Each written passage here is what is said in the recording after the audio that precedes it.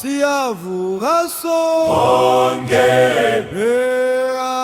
laya ngamandla ethu phansi phansi amadoda phansi.